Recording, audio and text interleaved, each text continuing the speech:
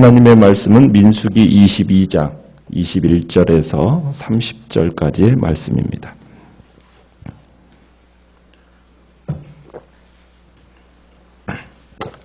민수기 22장 21절에서 30절까지입니다. 21절 제가 먼저 읽겠습니다. 발람이 아침에 일어나서 자기 나귀의 안장을 지우고 모압 고관들과 함께 가니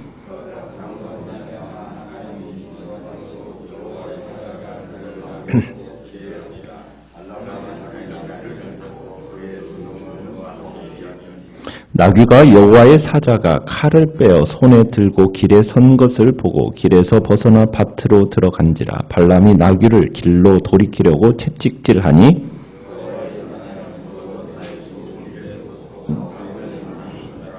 나귀가 여호와의 사자를 보고 몸을 담에 대고 발람의 발을 그 담에 짓누르매 발람이 다시 채찍질하니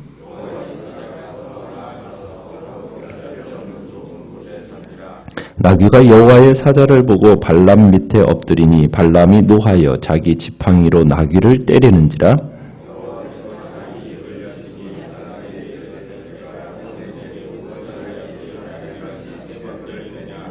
발람이 나귀에게 말하되 내가 나를 거역하기 때문이니 내 손에 칼이 있었다면 곧 너를 죽였으리라. 나귀가 발람에게 이르되 나는 당신이 오늘까지 당신의 일생 동안 탄 나귀가 아니냐. 내가 언제 당신에게 이같이 하는 버릇이 있었더냐. 그가 말하되 없었느니라. 아멘. 오늘 말씀의 제목은 눈먼 발람과 눈 밝은 나귀라는 제목으로 말씀을 나누고자 합니다. 우리가 지금 보고 있는 장면은 모압 왕 발락이라는 사람이 이스라엘을 저주하기 위해서 이제 발람이라는 사람을 초청하는 가운데 벌어진 사건입니다. 발람은 그 시대에 어떻게 보면은 소위 말하는 주술사요, 어떻게 보면 그 당시에 아주 유명한 참 복술가, 예언하고 하는 그런 사람 중에 한 사람입니다. 그런데 발람이 이제 발락에 의해서 두 번이나 초청을 받게 돼요. 그러자 이제 이 발람이 발락에게 이 응하는 일이 그의 초청에 응하게 되고 이제 발람이 가는 이 노상에서 지금 오늘 이 사건이 일어난 겁니다. 하나님의 뜻을 발람은 알면서도 그 심령에 벌써 탐욕에 빠져서 그 뜻을 하나님 앞에 다시 묻는 그 일을 통해 그냥 하나님은 자기 욕심대로 그냥 행하도록 내버려 두신 겁니다. 발람은 다음날 아침 모압 왕에게서 온 사신들을 따라서 가게 돼요. 자, 22절에 보시면은 이제 모압 고관들과 함께 발락에게로 가는 발람에게 지금 하나님이 어떻게 반응하고 계십니까?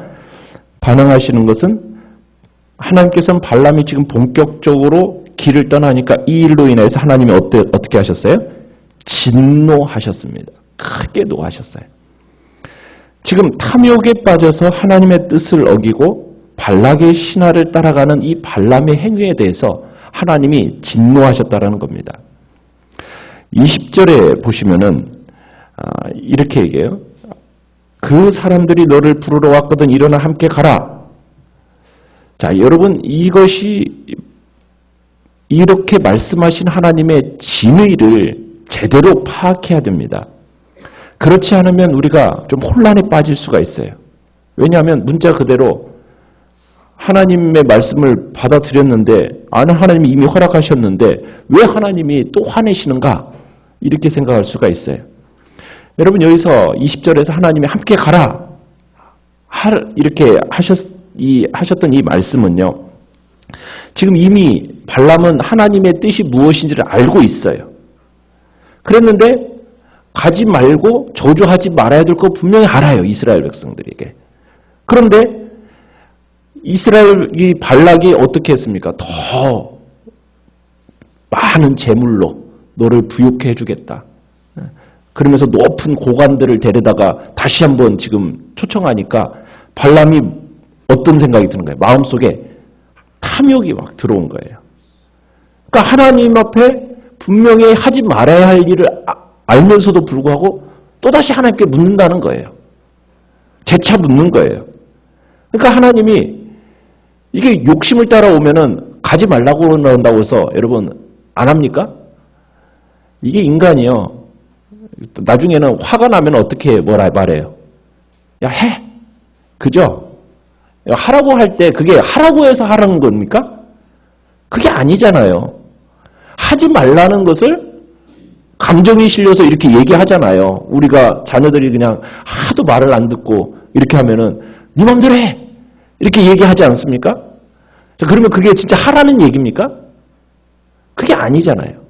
그러니까 하나님도 인격적인 반응으로서 욕심을 따라 행하는 그에게 지금 하라는 진의는 하라는 겁니까? 하지 말라는 겁니까? 하지 말라는 거거든요. 그런데 지금 자기 욕심을 따라서 하나님한테 묻고서는 하나님이 하라고 했다고. 그러면서 가는 거예요. 여러분 그러면은 가라고 말은 했지만은 하나님의 마음은 어때요? 더 화가 나지 않습니까? 아니 하라고 했다고 해서 진짜 해버리면 더 화가 나잖아요. 지금 하나님이 그래서 진노하고 계시는 거예요. 분명히 하나님은 뭐예요? 첫 번째 뜻을 보여주셨거든요. 그때 욕심이 들어와가지고 하나님한테 저 가야 돼요 말아야 돼요. 그러니까는 하나님이 지금 그냥 어떻게 보면은 그 마음에 참 답답한 마음을 가지고 그래 네 마음대로 해봐. 그런 마음으로 이제 하라고 하셨고 그러면서 그렇지만 너 내 말대로 해야 돼. 이제 지금 이제 그렇게까지 얘기를 하신 거예요. 그래서 지금 하나님의 마음에 뭐가 지금 일어난 겁니까? 본격적으로 자기 길을 떠나버리는 이 발람을 향해서 더욱 진노하고 계시는 거예요. 하나님이 가라고 했다고 그래가지고 하나님 가라고 그랬죠? 저 그러면서 자기 욕심을 따라서 합리화시키면서 지금 이용해서 가버리는 이 발람을 향해서 하나님이 지금 진노하고 계신다는 겁니다. 진노하신 하나님이 천사를 보내셨습니다. 보내셔서 발람의 대적자가 되게 하셨고 그 길을 막게 하셨어요.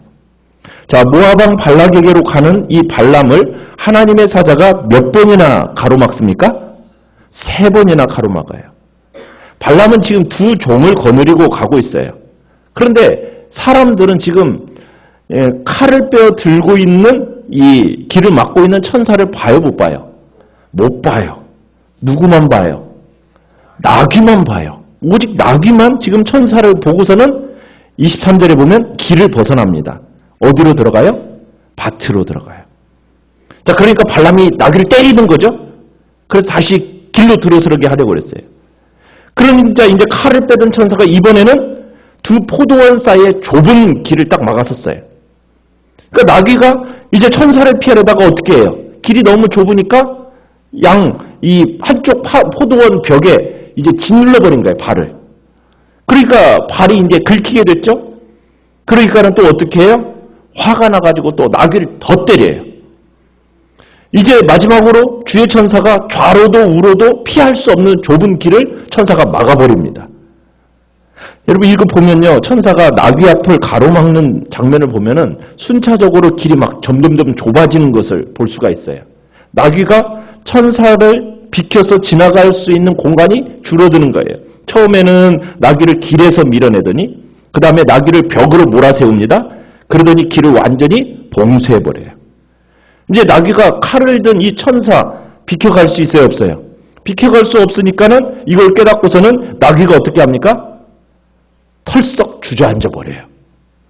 이러니까는 발람이 어떻게 합니까? 머리 끝까지 화가 난 거죠. 그러니까 지팡이로 이제는 막 나귀를 때리는 거예요.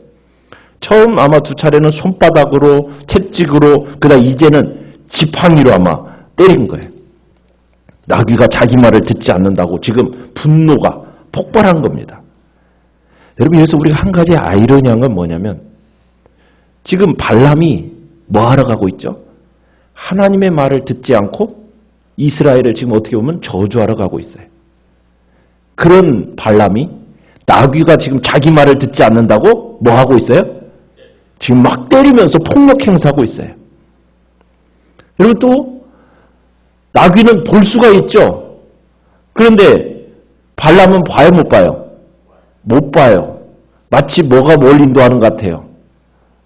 소경이 지금 나귀를 인도하는 것과 비슷하죠. 만약 여러분 나귀가 발람의 뜻대로 했다면 어떻게 되었을까요? 발람은 그 자리에서 죽었겠죠. 그러니까 사람들은 종종 이렇게 어리석은 죽음의 길을 재촉한다는 거예요. 결국 하나님이 28절에 보면 나귀의 입을 열어주셨어요. 나귀가 왜 때리냐고. 왜 나 때리냐고. 왜 3번씩이나 나를 때리냐고 항의를 해요. 그러니까 나귀가 할 말 하는 거죠. 주인의 생명을 구해줬는데 왜 나를 이렇게 이런 대접을 하냐고 막 항변을 하는 겁니다. 발람은 나귀가 말하는 것에 대해서 놀라지도 않는 것 같아요. 어떻게 나귀가 이거 놀래야 되는데 놀라지도 않고 아마 하나님의 징조로 그냥 받아들인 것 같아요. 참 어떤 때는 미련한 자를 택해서 지혜 있는 자들 부끄럽게 하신다더니 정말 어리석은 나귀를 들어가지고 정말 발람을 부끄럽게 하고 계시는 거죠. 이 발람이 나귀의 말에 아랑곳하지 않고 뭐라고 얘기합니까? 내가 칼만이 있었으면 너 죽었다. 주인의 말을 이 먹같이 알아듣는 이놈 너 죽었다. 엄포를 놓는 겁니다. 여러분 이 말 속에는 천사가 쥐고 있던 그 칼을 연상케 하는 거예요. 지금 발람은 자신도 모르게 하나님의 이 심정을 대변하고 있는 거예요. 뭐예요? 말을 지지도 안 듣고 있는 이 발람을 하나님이 어떻게 하고 싶어요? 정말 발람이 나귀를 죽이려고 하는 것처럼 내가 너 죽이고 싶은 것이 지금 내 심정이라는 거죠. 하나님의 심정이라는 거죠. 지금 그것을 나귀를 통해서 어떻게 보면은 보여줬는데 지금 발람이 어떻게 보면 하나님의 심정을 대변하고 있는 것과 마찬가지예요. 그러면서 나귀가 30절에 보면 항의를 하죠. 과거에 내가 이런 적이 있냐? 발람이 없었다는 거예요.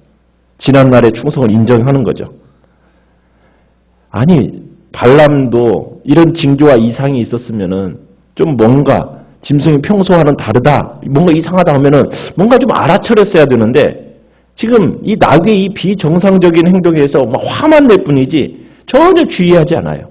왜 그래요? 눈이 어두워진 거예요. 뭐 때문에? 탐욕으로. 재물에 눈이 어두워진 거예요. 그래서 하나님의 뜻이 무엇인지 그냥 잊어버린 거죠. 그건 생각지도 않는 거죠. 하나님이 이렇게까지 지금 발람의 길을 막으시면서 이렇게 하시는 이유가 뭐냐? 지금 어떻게 보면은 하나님이 가라고는 해놓고서는 왜 지금은 가는 것을 이렇게 그냥 화를 내시는 걸까? 하나님이 변덕 부리시는 거예요? 그게 아니죠. 20절에서 조건부로 분명히 허락을 했어요. 내가 내게 이르는 말만 준행하라. 이걸 통해서 발람의 마음에 강하게 각인시키려는 거예요. 발람은 자신을 거역한 나귀에게 했던 말.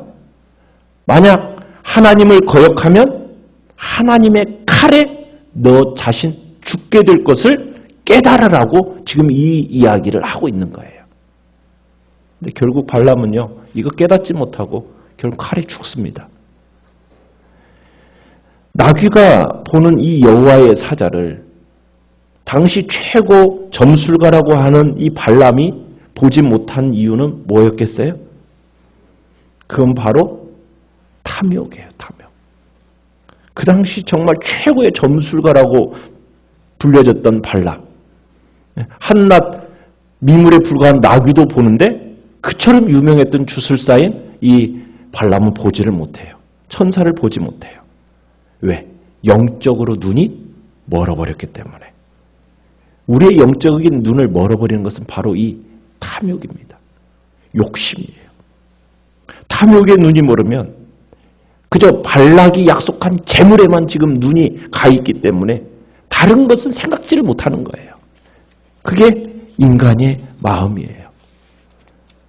우리가 주님 앞에서 탐욕에 빠지면 이와 같은 영적인 소경이 될 수 있다는 것을 우리는 기억해야 됩니다.